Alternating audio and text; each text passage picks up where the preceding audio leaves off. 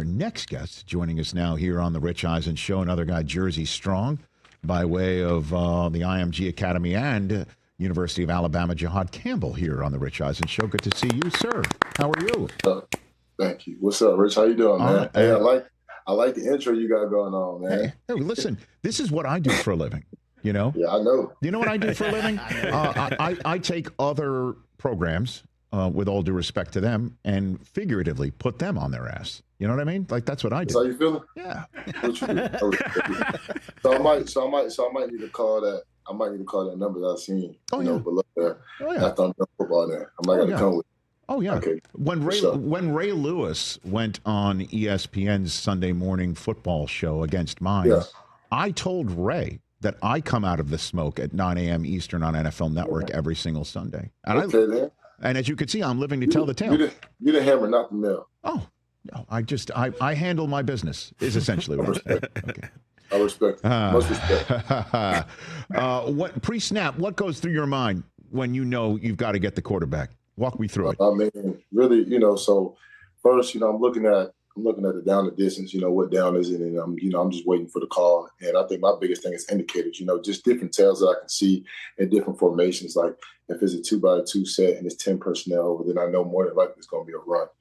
If it's 12 personnel, 2 tight ends in the game, I know. And the O-line, like they look really heavy with their hands just sitting down. I know that, I'm getting ready to, anticipate any type of run action coming toward the duo, inside zone, outside zone, counter, you name it. So those are different things I look at. So, I mean, that might be the intellectual side of your brain, Jihaad. Is there a part of your brain that says see ball, get ball? Like that's it? End of story? I mean, you know? I mean, it's on tape. It's on tape. I mean, that's, just sometimes, you got to, just be a football player and, not even think, especially as a linebacker, and just, I mean, once you see the ball break off the cue, you got to go get to the ball. Sure. So that's the main thing for LB. So. Right. So how did you get to that position? Did you always play that side of the ball or no? So no. So I was playing edge in high school, right? And, just coming to Alabama, I had to meet with Saban. Mind you, I just knew Sam and Jack linebacker. And Saban was like, yeah, man, can you play well linebacker? I'm like, yeah. Mind you, I don't even know what this position is. So he said, you know what that is? I said, nah. He said, okay, well, that's our middle linebacker position. We'll be using you in the box. And, obviously sometimes, in the apex or, on the edge. And I was like, okay, definitely. So, that point right there is where I was like, all right, let's do it. Like, let's lock it in and, we're going to go for a ride. We're going to accept this challenge and we're just going to keep on pushing with it. So Saban was the one who looked at you and said, this is more than just an edge rusher, is what you're saying. Definitely, yeah. What's it like being coached by him in that regard? I mean, if he sees something in you, hey, it's a little challenging. I don't know. You could be coached by him. I don't know, Rich. Well, I understand. It's definitely good. Just being with coach, and I mean the years that I was with him, which was my freshman and sophomore year. You see him exactly right there. He literally straight chew people out. I mean, the first year I was there was definitely a lot of that. But then, it grew into having a better relationship and, just having a better understanding of what football was and, just how to play linebacker and what my role was for the team. So I definitely appreciate him, for just letting me be the player of who I, became to be. So then this is a perfect segue to the question I ask every Alabama player. And when I say every Alabama player, I've asked this of Tua. I've asked this of... What's the best Saban story? No.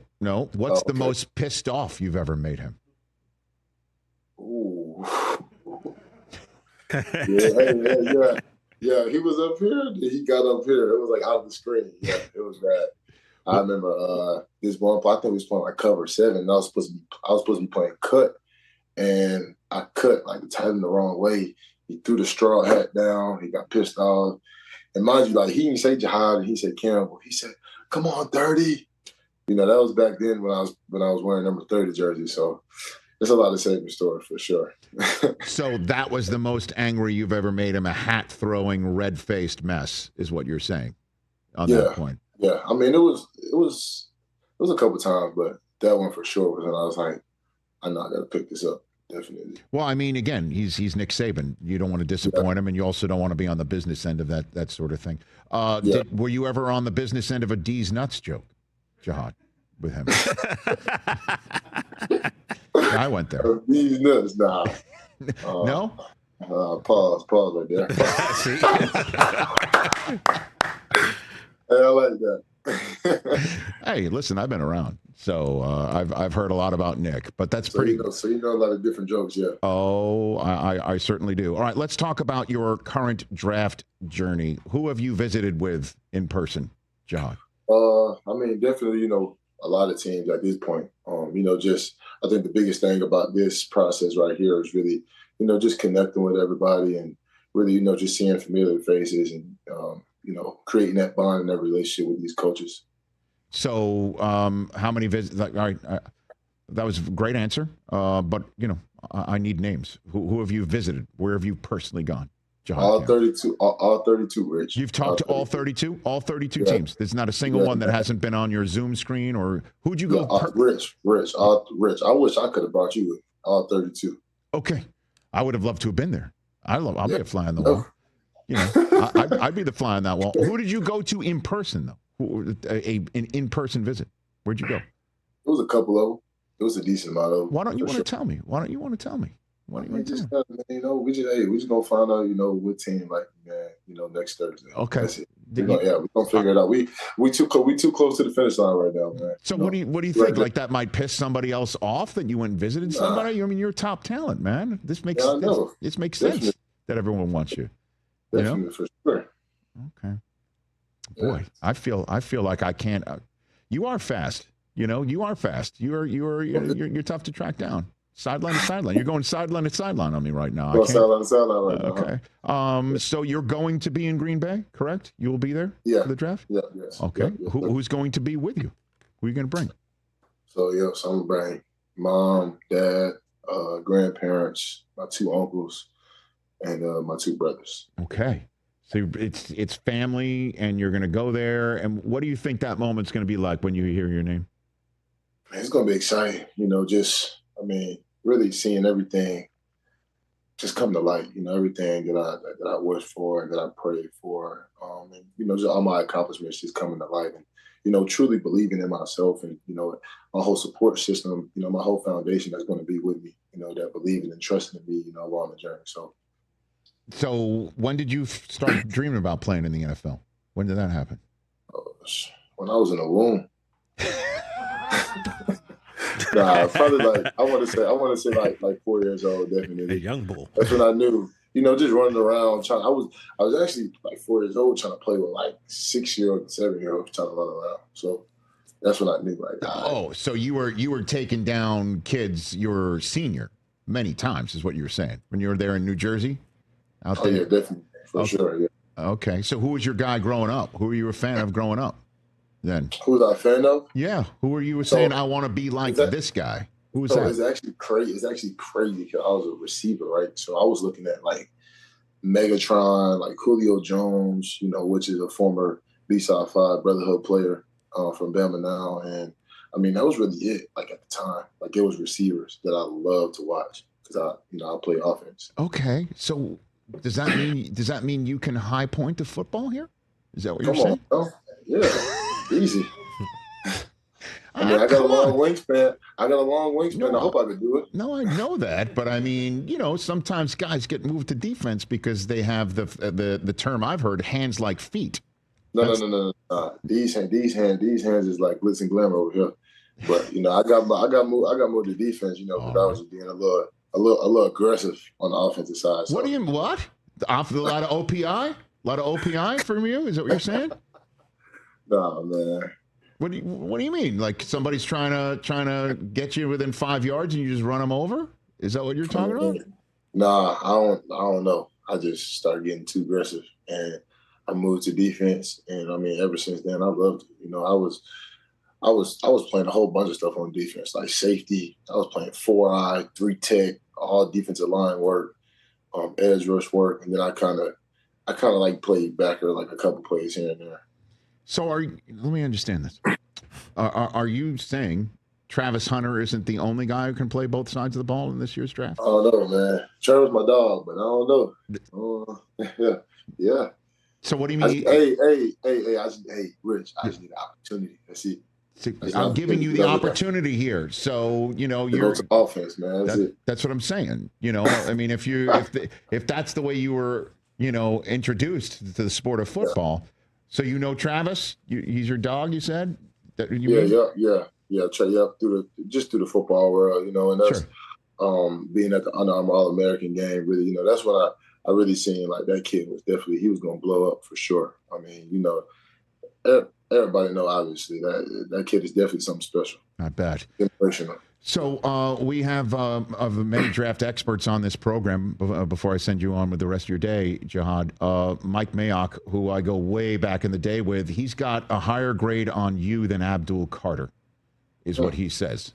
So what do you think of when you hear something like that, Jihaad? Hey, man, I just put the work in. I don't even worry about all that stuff. I just put the work in. Stay down till I come up, man. I mean, that's the motto. So okay. So when there's a team on the clock next Thursday night, and your name is on the draft board, what do you want them to know about who they would get if they hand in your name on their card? Definitely, for sure. I mean, obviously, of course, a relentless football player, definitely. But, just outside of football, and like the person that I am that's going to be in that organization, in that facility, is a very genuine, connecting person. I love to, pour out great energy. I love to be around great vibes, and I also like to be in the community as well. So I love to impact others. So that's what they're getting if they draft Jihaad Campbell. Definitely. All right. Before I let you go, you want to pound the table for Jaylen Milroe? Who's going to be available? Pound the table for Jaylen Milroe. Who's going to be available? What do you think? You like, something? Yeah. What do you think of him as a possible pro quarterback, Jihaad? I mean, Jaylen is a guy that's definitely great. He's a great quarterback, and I definitely learn from him. Just playing against him in practice, and just really understanding, what he sees and how he views things. And I mean, obviously, I know his speed is one thing, but his ball accuracy and how far he can throw the ball, like that's sky high for sure. He's a great leader. He's a great impactor to his community. To our program. When we was at Bama. Jaylen, I mean, he's an all-around guy. A lot of people don't really, I guess, know about him really, but he's a character type of dude for sure. Okay. I love being around him. All right. Very good. Yeah, I asked him I forget what his answer was, the most pissed off he ever made Saban, but everybody has. Just understand that. I don't think we've ever had one Alabama player go, no, I never did. Everybody's done it. So it's. Especially, I definitely did because just being on defense and really, just play after play and just different games and different situations. Like it was definitely cruel for sure. Like nothing was easy. Nothing was obviously satisfied or anything complacent around the building. So it was like you damn near like you came in the building with your butthole tight sometimes. I bet. It's a pleasure chatting with you, Jihaad. Congrats on everything to this point. Congrats to your family on being a week away from the dream being realized. And I look forward to where you wind up and come back on anytime. Certainly, if you're here in Los Angeles, I'd love to meet you in person. For sure. Are you located in LA, huh? Oh, yeah. Yep. Okay, yeah, I'll definitely come out there and see you, Rich. Sure. I mean, for sure. There's many reasons to come on out here. Maybe, if the Chargers somehow get you, I mean, they're right across the street. They were across the street. Rams are on, as the crow flies, not too far. So all good. Yeah, that's good. Okay, we good. Yeah, and just remember, I come out of the smoke. All right? I got it. All right. Rich, remember that, Rich. You come out of the smoke. I come out of the smoke. I might not look like that guy. All bark, no bite. Oh, I've got a bite, sir. I've got a bite. I'm just being on my best behavior for you. That's all. I feel you. I respect it. All right. Thank you, Jihaad. Greatly appreciate it. And these were good times, weren't they? Yeah, these nuts. All right, take care, Jihaad. That's Jihaad Campbell, everybody. I don't really do a D's nuts joke with the prospects, but you looked like you would enjoy that. He did. He's still I laughing. like Jihad, man. That kid's funny, man. Yeah, I get along with Jersey people. I get along with Jersey people. Hit you with the pause. Pause. Catch the Rich Eisen Show live weekdays from 12 to 3 p.m. Eastern on Roku Sports Channel in the U.S.